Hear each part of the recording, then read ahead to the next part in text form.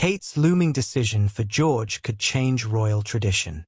Catherine, Princess of Wales, could change a royal tradition with one looming decision, according to a royal expert. Traditionally, royals have been homeschooled or attended boarding school for their high school years.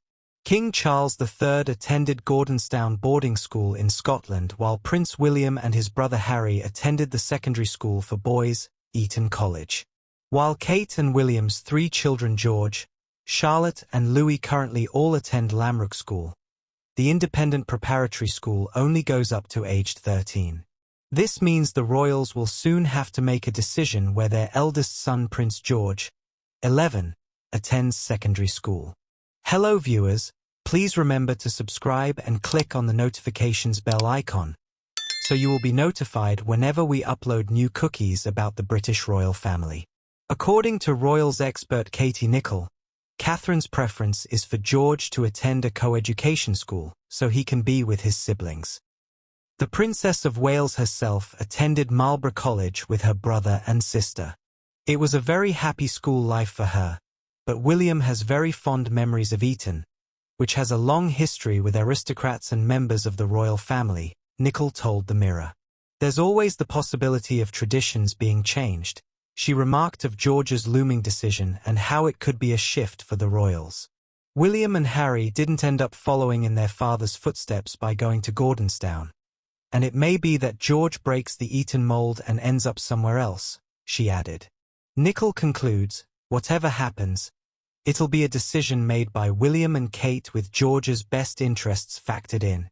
Earlier in the year, it was reported the Prince and Princess of Wales were considering alternative boarding schools for George.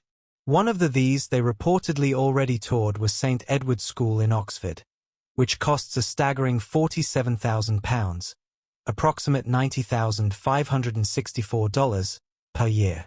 The school is just an hour from the Wales Windsor residence.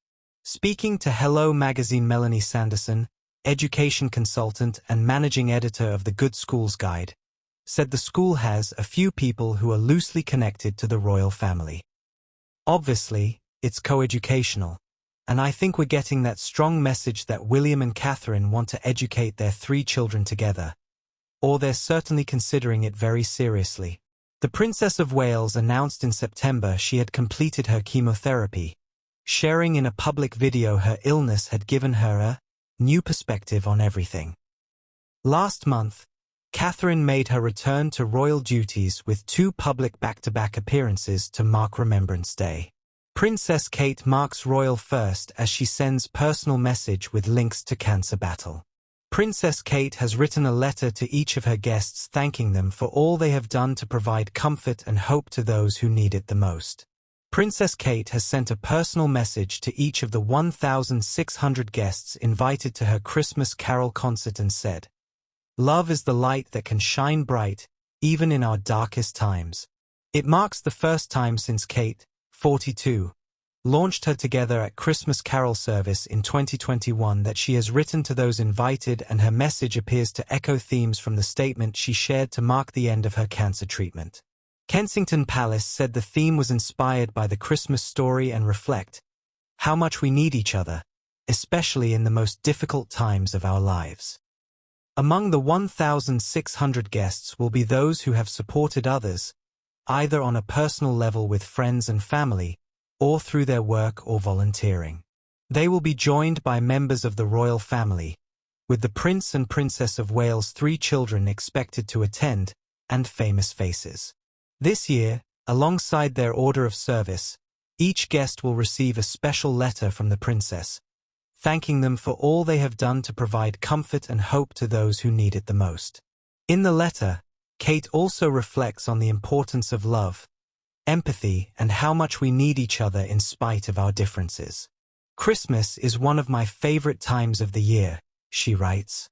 "It is a time for celebration and joy, but it also gives us the opportunity to slow down and reflect on the deeper things that connect us all."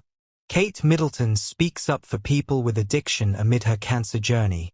Recovery is possible. In a message penned in support of Addiction Awareness Week, The Princess of Wales said that progress is being made in tackling the prejudice and stigma around addiction and urged people to show kindness and empathy in order to break down barriers. Addiction is not a choice. It is a serious mental health condition that could affect any one of us, Kate, 42, wrote in her supportive message ahead of the start of Addiction Awareness Week on November 30th. It came as Kate has been tackling her own hurdles. She announced in September that she has ended her cancer treatment but is still taking each day as it comes. Addiction and its effects on families and the community was one of the first causes Princess Kate adopted when she started her public life soon after marrying Prince William in 2011, and she has tied it to the mental health initiatives and awareness building she has done over the years since. It has been heartening to see that progress is still being made to end the stigma surrounding those battling addiction. For too long, many have suffered in silence, harboring feelings of shame and guilt about their condition. Despite their vulnerability, Princess Kate added in her message, "Everyone suffering from addiction is another human being, with a story of their own, which many of us don't understand or see. It is not our place to judge or criticize. We must take the time to sit by someone's side, learning the values of love and empathy, being a shoulder to cry on or an ear to listen. These simple acts of kindness are crucial in breaking down the misunderstandings that so many face." She concluded, "Addiction is not a choice. It is a serious mental health condition that could affect any one of us. By acting with humility and compassion, we can all make a difference and support those who are suffering." Many charities up and down the country are guiding individuals and families through the toughest of times. But they cannot do it alone. It is up to each and every one of us to change the way we think about and consider the many people coping with addiction.